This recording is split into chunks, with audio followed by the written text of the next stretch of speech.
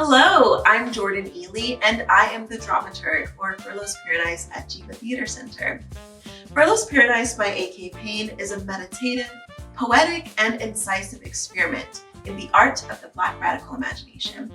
To describe the script as simply a play about cousins, Furlough's Paradise tells the conjoining stories of Mina and Sade, who reconnect during Sade's furlough from prison due to her mother's funeral.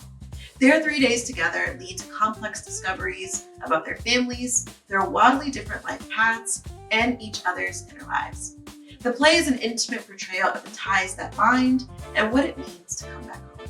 Because of the intensity and heaviness of the play's themes, the rehearsal process has been steeped in a rigorous and intentional ethic of care, particularly for the actors. Music, movement, and joy animate the rehearsal studio as a world of the play was created. This could not be fostered without a clear and conscientious director.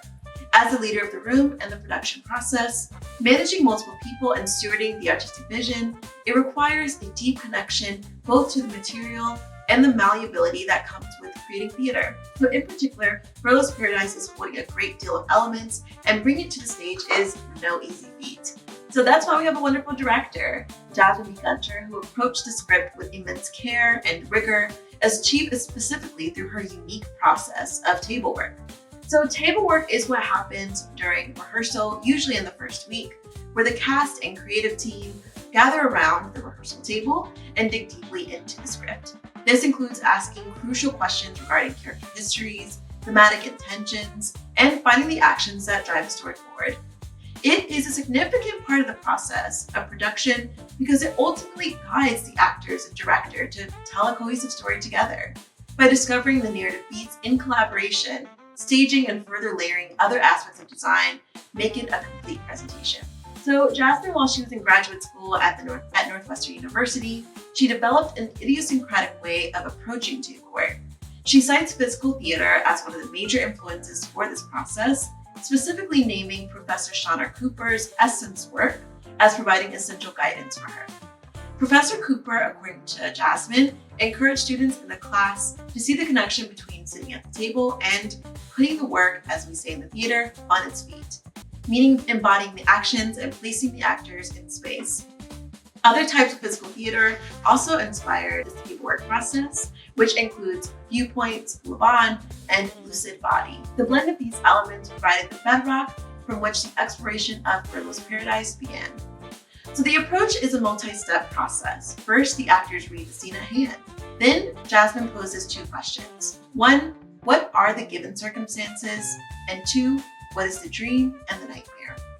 The first question reflects a common sentiment in theater, especially for actors and directors, where everyone must figure out where the characters have come from, what information we learn about them, and how that affects the production's mise-en-scène. It is in this part of the process that myself, as the dramaturg, began to build out a timeline using a whiteboard to help visualize all that has happened with Mina and Sade and their lives up until the point that we meet them at the start of Furlough's Paradise. Coincidentally, Jasmine's method mobilizes the language of dreams, which is in the same way that Furlough's Paradise does. This imbued the table work process with even more narrative specificity and drive from which to create the character performances and foster their relationship with each other. By framing their wants, needs, and fears as dreams and nightmares, Jasmine's directing taps into the psyche of the protagonist and helps our performers, Clotilde Elford and Shantae Lofton, to ground the characters, yet to activate their expansive imaginations. So the table work process is not the only place where dreams come into play. Throughout Furlough's Paradise, there are a number of interludes in which Mina and Sade's dreams and nightmares alike are staged through sound and movement. As the underlying storytelling engine of the play, the dream sequences function as distinctive moments where we see inside the minds of the characters as they actively feel and hear these elements in visceral and energetic ways. One such way is through choreography.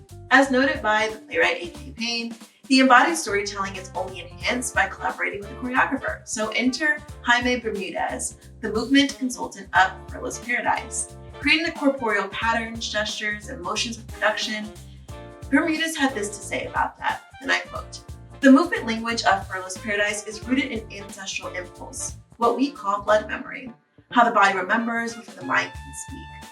Sade's body carries a quiet, shifting compression on the edge of release, while Mina's movement lies in a constant rise and near collapse, revealing the tension beneath her freedom.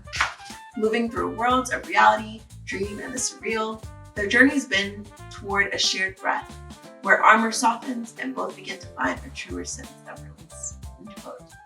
In observing this process, one could feel the collective breath of the room. Despite the ethereal and intangible nature of spirituality, Bermudez's discussion of it felt really grounded. Informed by healing and cultural history, Bermudez often began creating with the actors and director by reflecting with them. This added an attentiveness to the storytelling and the character moments, which deeply informed the choreographic flourishes that you will see in the production. It's a reminder that theater is a practice in linking the body and the mind. The movement, additionally, is in deep collaboration with sound design. The dreams and nightmares are scored intentionally with a sonic language that orally manifests in the inner corners of their mind and on the stage. This is all made possible through the work of our sound designer, Evdoxia Radku. Reflecting on the importance of sound to any process, but especially this one, Radku had this to say: "Sound plays an integral part in any and all storytelling. It creates a mood. It transports the audience to a dream. It makes them cry.